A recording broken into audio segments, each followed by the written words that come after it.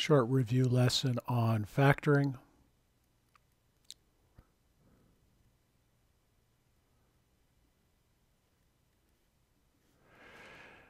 First type of factoring we learned was common factoring.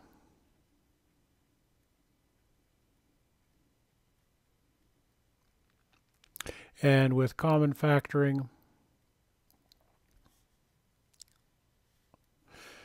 as the name suggests, we take out what is common to all of the terms. So if I asked you to factor, let's say negative 2x squared plus 14xy.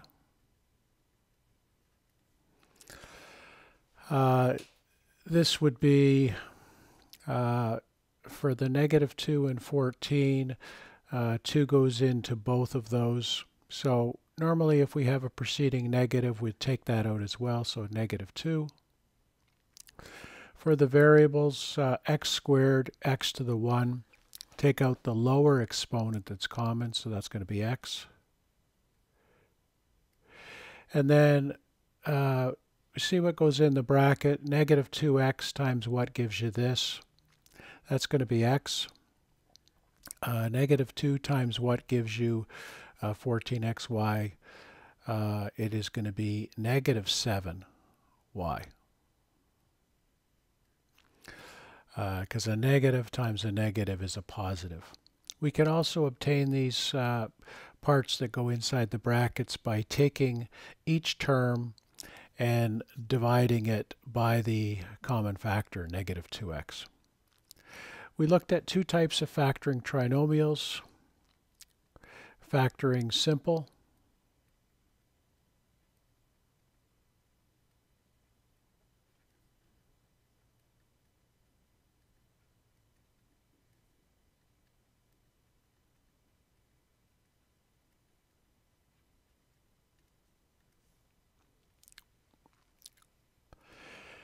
and the form for these was x squared plus bx plus c. The b and the c are just numbers. The variable is the same in both of these positions.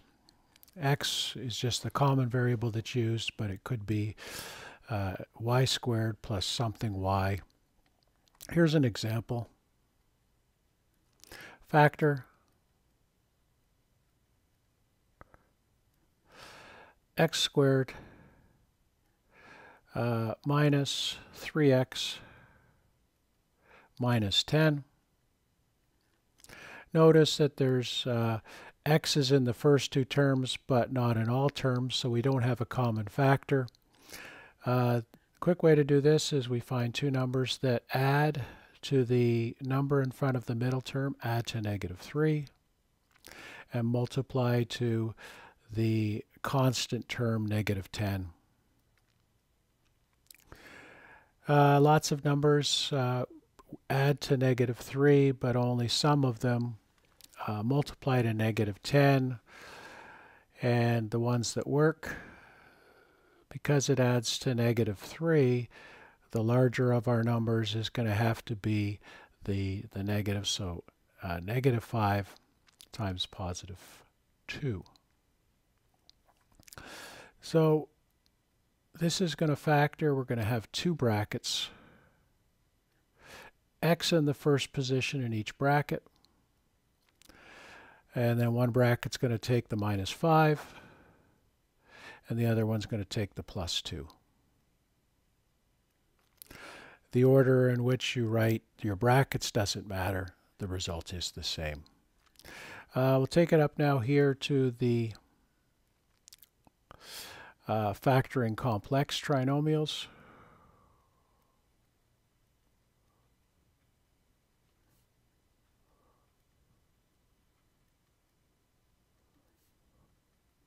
What makes these things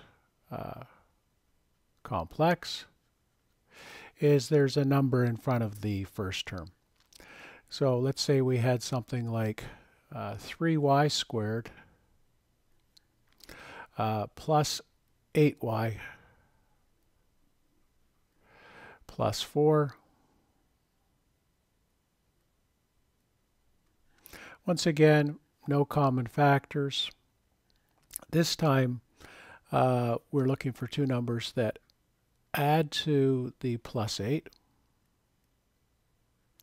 And they multiply, but this time, because there's a number in front of the first term, we have to multiply the 3 times the 4, which gives us 12. We could have done that back here in the previous example, but 1 is understood to be here, and we would rather do a slightly quicker way. The process for doing this one over here is a little bit more involved. The numbers that work are 6 and 2. So what we're going to do is we're going to rewrite the middle term using the numbers that work. So 3y squared plus, it doesn't matter which one goes first, 6y plus 2y plus 4. Next thing we do is we're going to group the first two terms and the last two terms and make sure that the operation is between your brackets, not a bracket up against a bracket, because that's wrong. That means multiplication. So factoring out each of the brackets, 3y is common to the first one, leaving you with y plus 2. And out of the second bracket, 2 is common, and that leaves you with y plus 2.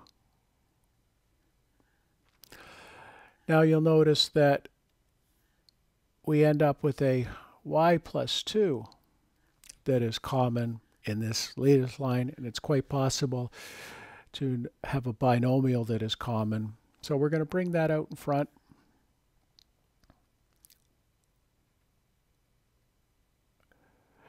And then that leaves us with the 3y and then the plus 2 from the second term. The other type of factoring we did was factoring a difference of squares.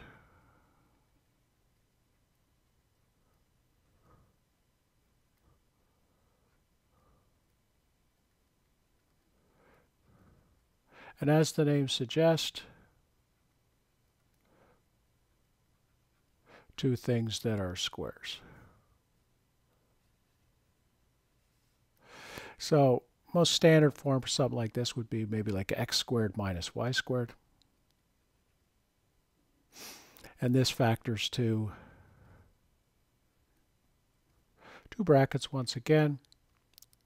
An x and an x in the first positions in each bracket, because x times x gives you your x squared. And in the last positions, you got y and y. There's your y squared. But to get the negative y squared, one bracket needs to have a plus and the other one needs to have a minus. So if I asked you to factor this,